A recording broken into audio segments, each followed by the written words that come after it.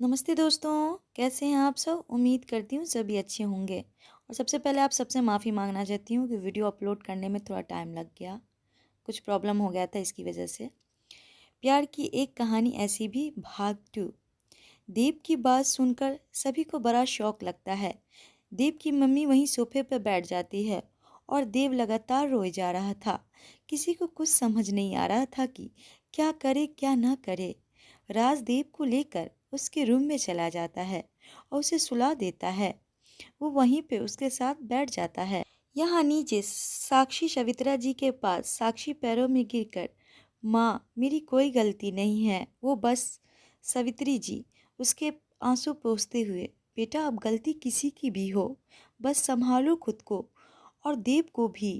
कहीं ऐसा न हो कि दो जिंदगी बर्बाद हो जाए। हमें नहीं पता क्या हुआ है और क्या होने वाला है।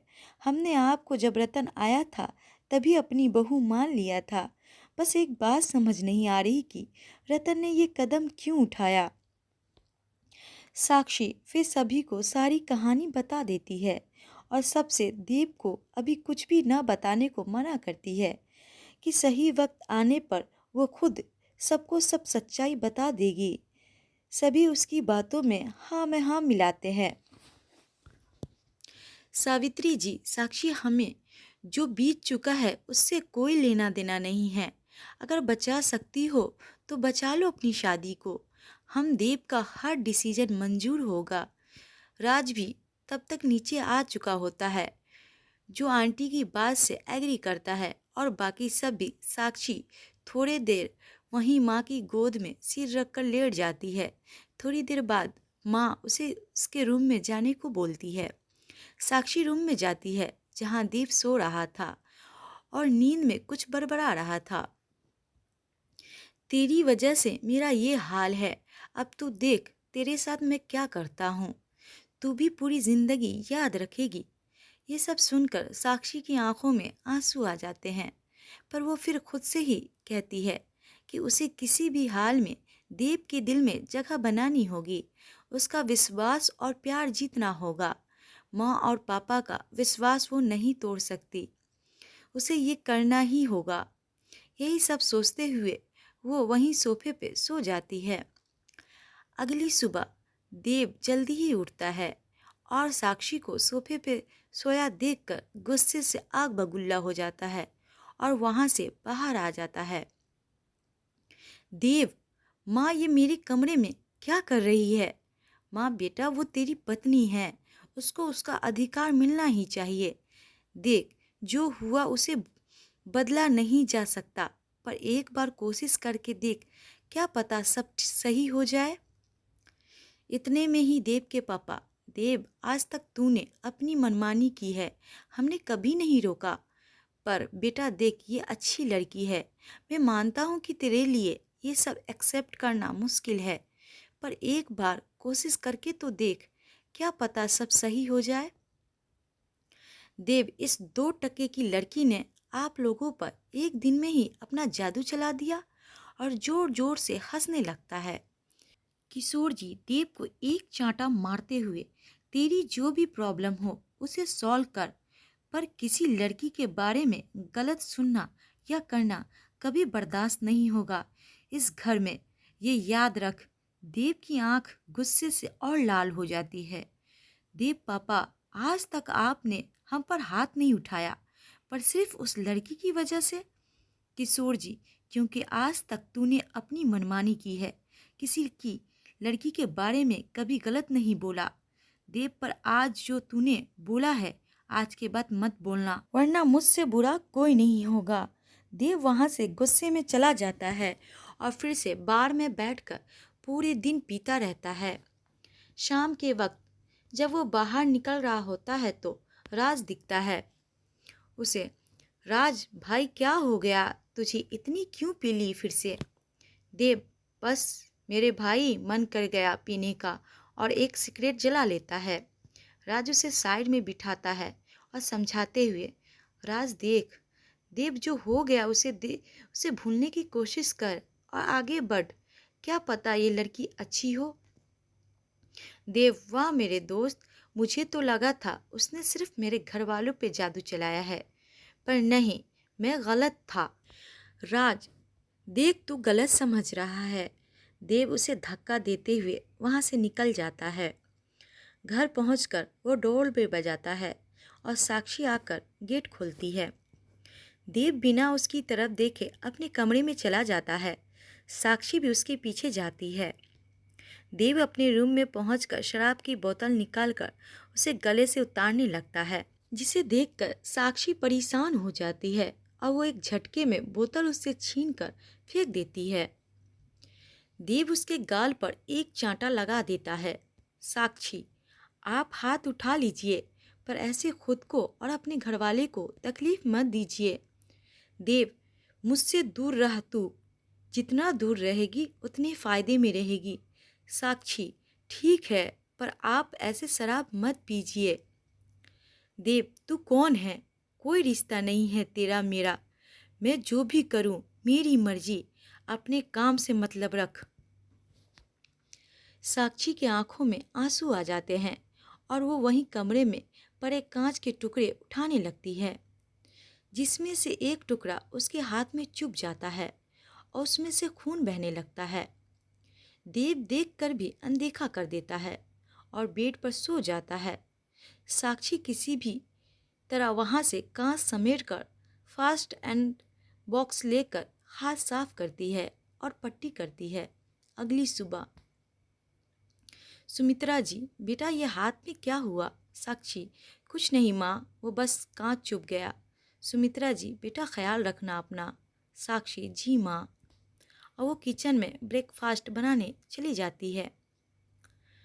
वहीं देव उठकर फ्रेश होता है और तैयार होकर ऑफिस के लिए निकल जाता है। नीचे आने पर सभी उसे नाश्ते के लिए कहते हैं, पर वो अनसुना करके ऑफिस के लिए निकल जाता है। इसी तरह 3 महीने बीत जाते हैं। साक्षी को सभी घर में अपना लेते हैं, पर देव का नफरत उसके लिए कम होने का नाम ही नहीं लेता।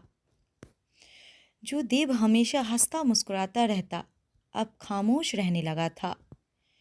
बस अपने ऑफिस जाता, वहाँ देर रात तक रुकता और देर रात वापस आता।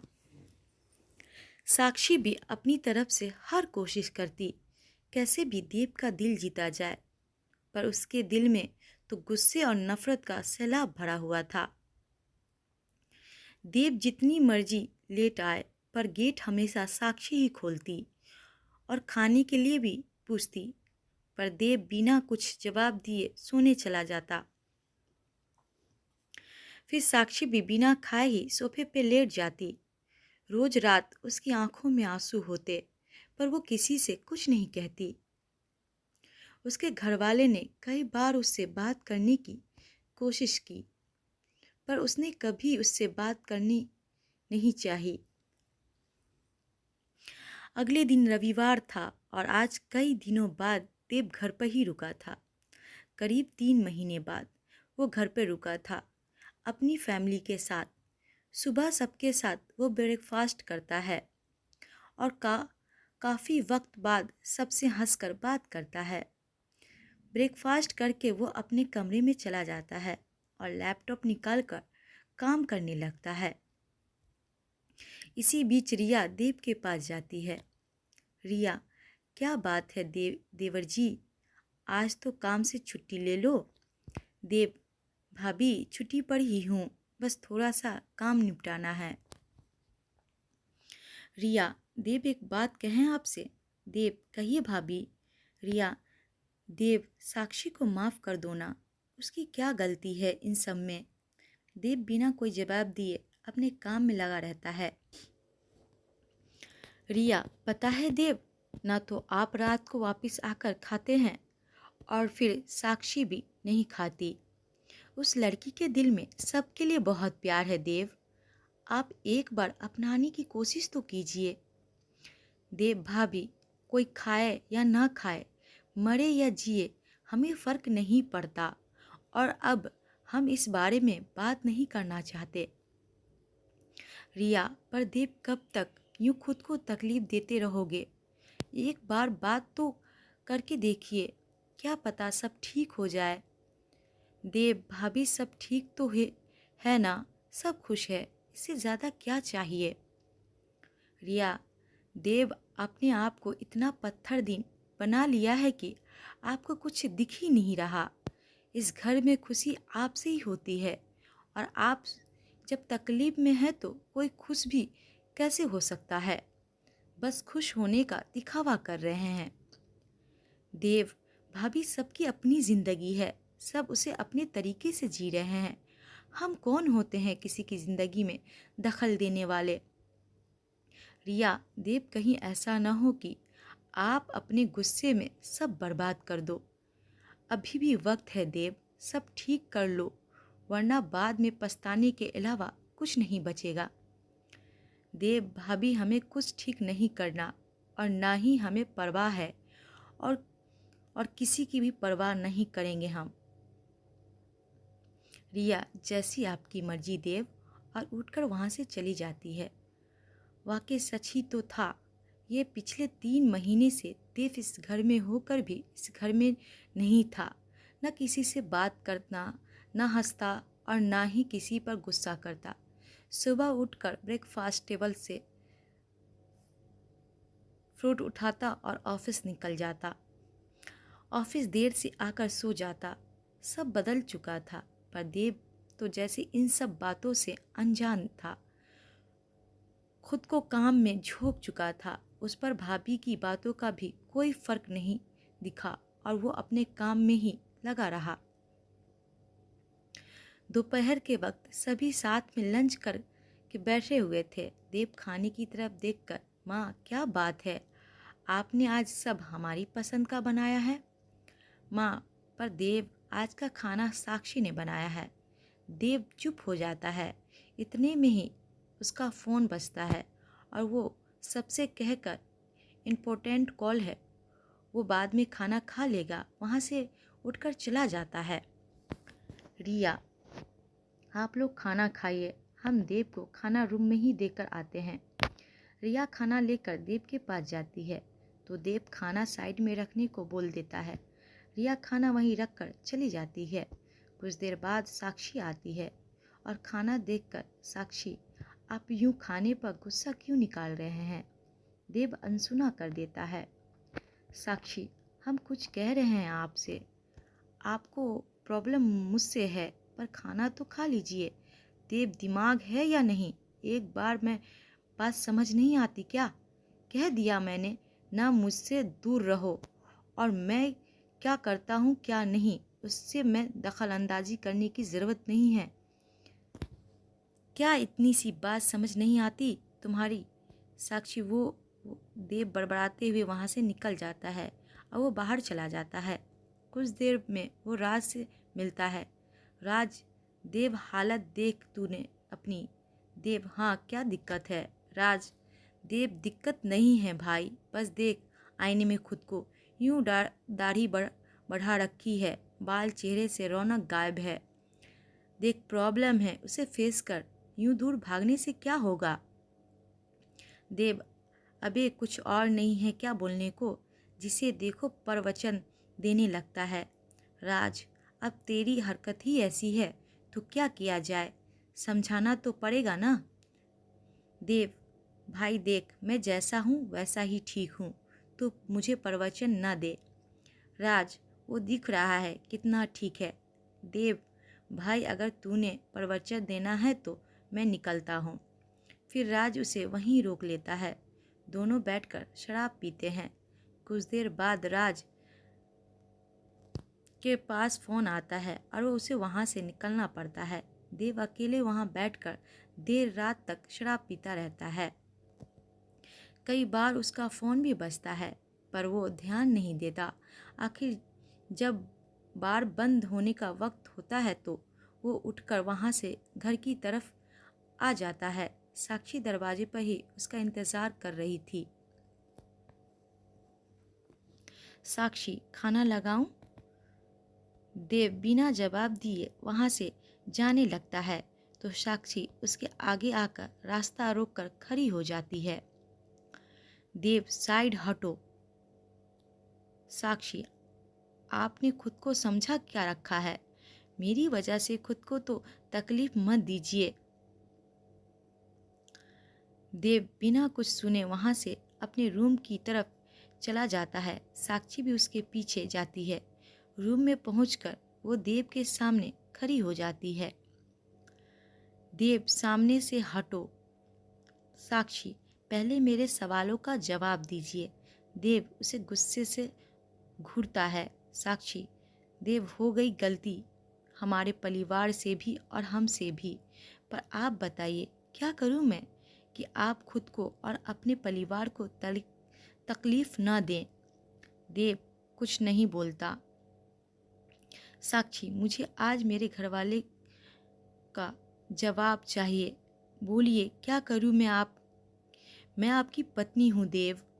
देव, तो ऐसे बोलो ना कि तुझे जिस्म की भूख मिटानी है।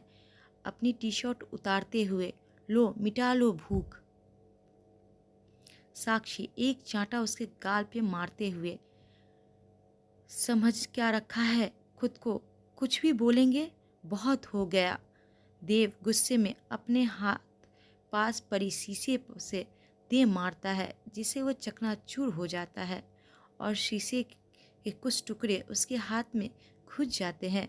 साक्षी ये देखकर परेशान हो जाती है और डॉक्टर को फ़ोन करती है। देव वहीं पास पड़ी शराब की बोतल गले से उतारने लगता है और अंत में बेहोश होकर वहीं बेड पे गिर जाता है। साक्षी उसके हाथ पर कपड़ा लपेट देती है और तभी डॉक्टर आकर उसके हाथ में कांच के कुछ टुकड़े निकालकर पट्टी कर देता है। साक्षी वहीं देव के पास बैठकर, क्यों कर रहे हैं देव ऐसा? क्या खुद को इतनी तकलीफ दे रहे हो? खुद को भी परेशान कर रहे हो और बाकी घरवाले को भी परेशान कर रहे हो। वहीं बैठकर वो उसके सिर पर हाथ फेरने लगती है। देव, नींद में ही दूर रहो मुझसे, मुझसे दूर रहो, नफरत है तुमसे। साक्षी, जितनी नफरत करनी है मुझसे कर लीजिए, पर ये यूं खुद को तकलीफ मत दो देव। यही सब सोचते सोचते जाने कब उसे नींद आ जाती है और वो वहीं सो जाती है। अगली